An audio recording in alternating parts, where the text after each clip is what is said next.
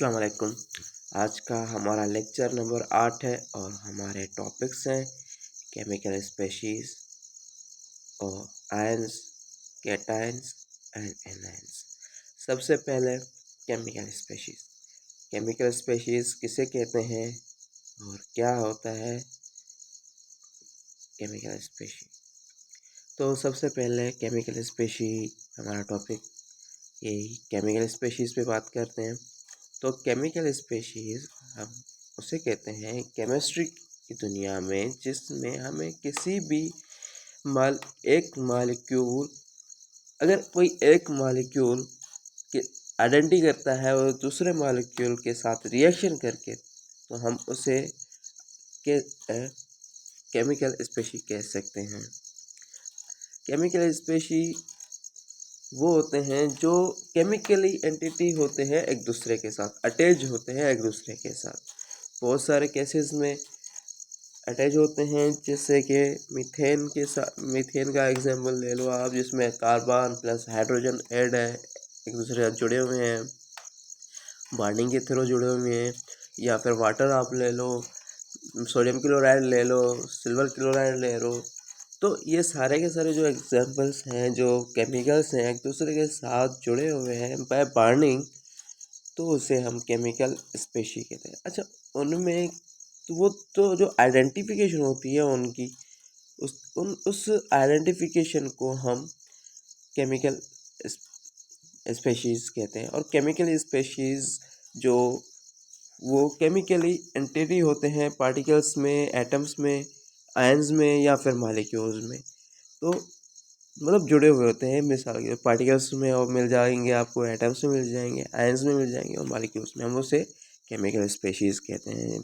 Example methane, ethane, sodium chloride, water, ये सारे के सारे एक दूसरे के साथ जुड़े हुए हैं बाय बॉन्डिंग, तो इनको हम केमिकल स्पेशीज़ कहते हैं। ये सारे के सारे केमिकल स्पेशीज़ हैं। और इसके बाद हमारा टॉपिक है आयंस। तो आयंस हम क्या किसे कहते हैं, आयंस होते क्या हैं। अच्छा, आयंस उसको कहा जाता है जो चार्ज पार्टिकल्स हो किसी भी मॉलिक्यूल में, कंपाउंड में, एलिमेंट्स में, उन चार्ज पार्टिकल्स को कहा जाता है आयंस। एटम्स में हो, ग्रुप्स में हो, कंपाउंड्स में, चाहे किसी भी टाइप के रिएक्शन में हो या किसी भी एलिमेंट में हो, उसको हम आयंस कहते हैं। अच्छा, आयंस जो है वो हमें दो टाइप्स के मिल जाते हैं, एक एनायंस, दूसरे कैटायंस। एनायंस वो होते हैं जिसके ऊपर माइनस चार्ज होती है, मतलब वो नेगेटिवली चार्ज होते हैं, और कैटायंस जो हैं वो पॉजिटिवली चार्ज होते हैं। तो ions such are like atoms or groups of atoms have change on it, it's called ions। तो जो चेंज जो होता है वो खुद पे खुद अपने आप में जो चेंज कर लेते हैं तो उनको हम आयंस कहते हैं। और आयंस जो होते हैं वो एनायंस और कैटायंस फॉर्मेशन में मिलते हैं। वो मतलब उनके ऊपर नेगेटिवली चार्ज या पॉजिटिवली चार्ज होते हैं। हालांकि न्यूट्रॉन के ऊपर कोई भी चार्ज नहीं होता, लेकिन उसके बावजूद भी उसे आयन कहते हैं क्योंकि वो न्यूक्लियस में कैटायन के साथ मौजूद होता है।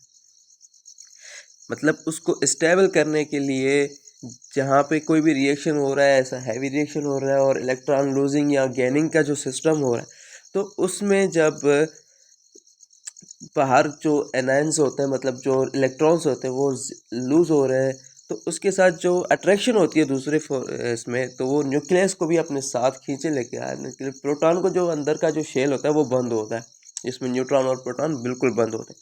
तो उसको निकालने के लिए, मतलब जब इसलिए दिया जाता है, न्यूट्रॉन होता है उसके अंदर, ताकि देखे उसका जो न्यूक्लियस है वो स्टेबल रहे, मतलब उसमें से प्रोटॉन जो है वो बाहर नहीं जाए। तो उसको हम जो रिएक्शंस होते हैं वो तो इंशाल्लाह आगे चल के पढ़ेंगे कि ये ऐसा क्यों होता है, किस तरीके से होता है। तो आ जाते हैं हम एनायंस के ऊपर। तो एनायंस क्या होते हैं, एनायंस हम उसे कहते हैं जिसके ऊपर नेगेटिवली चार्ज हो, और किसी भी रिएक्शन में जो एनायंस वो इलेक्ट्रॉन गेनिंग का सिस्टम होता है। एनायंस में इलेक्ट्रॉन जब गेन होते हैं तो उनके ऊपर नेगेटिवली चार्ज जो होता है, मिसाल के तौर पे सोडियम क्लोराइड ले लो आप, और सोडियम ले लो, जब हम दोनों का रिएक्शन करते हैं तो इलेक्ट्रॉन लूजिंग और गेनिंग का जो सिस्टम होता है, जो प्रोसेस होता है, उसमें जो क्लोरीन के ऊपर आएगी वो होगी +1 और -1 चार्ज, क्योंकि वो इलेक्ट्रॉन को गेन कर रहा है। और सोडियम के ऊपर जो चार्ज आएगी वो आएगी प्लस, क्योंकि वो इलेक्ट्रॉन जो है वो लूज़ कर रहा है। तो इसलिए वो उसके ऊपर प्रोटॉन जो जा रहा है, उसका जो इलेक्ट्रॉन जा रहा है उसके शेल में से, आउटर मोस्ट शेल में से, तो वो जो गेनिंग और लूजिंग का जो प्रोसेस होता है उसमें ये एनायंस और केटायंस का प्रोसेस होता है कि इलेक्ट्रॉन गेन हो या जो इलेक्ट्रॉन लूज़ हो रहा है।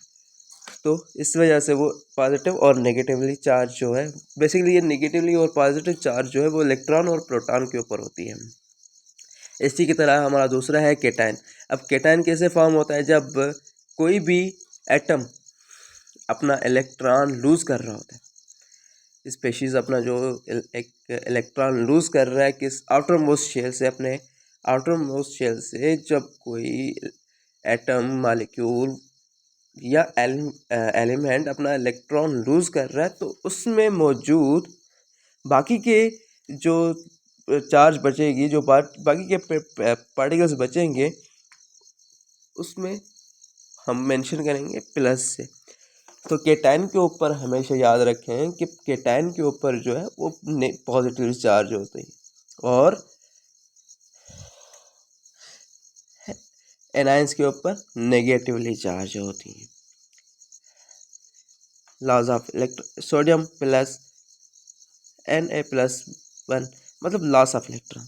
इलेक्ट्रॉन जब निकल जाता है उसके शेल में से, उसके आउटरमोस्ट शेल में से, तो उस पॉजिटिवली चार्ज उसके ऊपर ऑटोमेटिक आ जाती है। इसी की तरह जैसे मैंने आपको एनायन भी बताया, जब उसको इलेक्ट्रॉन गेन करता है तो उसके ऊपर एक जो वो इलेक्ट्रॉन हासिल करता है तो उसकी नेगेटिव चार्ज आ जाती है। इसलिए क्लोरीन के ऊपर नेगेटिव चार्ज होती है और सोडियम के ऊपर प्लस चार्ज इसलिए होती है क्योंकि वो अपना इलेक्ट्रॉन डोनेट कर देता है। और हाइड्रोजन के ऊपर +1 और -1 इसी वजह से देते हैं कि वो इलेक्ट्रॉन गेन भी कर सकता है, इलेक्ट्रॉन लूज भी कर सकता है। तो वो दोनों पार्शली होता है, आधा उधर आधा इधर। As well anions are found when an electron gain by itself. जब एक इलेक्ट्रॉन वो हासिल करता है तो उसके बाद जो बनता है, जाके जो एलिमेंट कंप्लीट होता है, जो एटम कंप्लीट होता है, उसको हम एनायन बोलते हैं, जहाँ पे उसके ऊपर माइनस चार्ज होती है। जैसे आप मैंने एग्जांपल दे दिया आपको क्लोरीन का। तो एज वेल तो ये सारे जो प्रोसेस, चाहे कोई भी हो, कोई भी केमिकल रिएक्शन हो, चाहे 2 कंपाउंड्स का हो, 3 कंपाउंड्स का हो, 4 कंपाउंड्स का हो, तो ये सारा का सारा जो भी मटेरियल तो वो इसी प्रोसेस के हवाले से, मतलब इलेक्ट्रॉन गेनिंग या फिर इलेक्ट्रॉन लूजिंग के हवाले से ही होता है। तो इसी के लिए हम उसको केटायंस और एनायंस में डिवाइड करते हैं कि किसी भी एटम में मौजूद जो एनायंस और केटायंस होते हैं वो यहाँ तो इलेक्ट्रॉन गेन कर रहे हैं या इलेक्ट्रॉन लूज कर रहे हैं, तो इसको हम इन दोनों चीज़ों में डिवाइड करते हैं, बता देते हैं कि स्टेबलाइज कर देते हैं। तो इसी की तरह मैंने भी आगे मज़ीद लिखवाया है कि the anions are found when an atom और group of atoms that has a negatively charge on it. Anions can be formed by gain of electrons to an atom.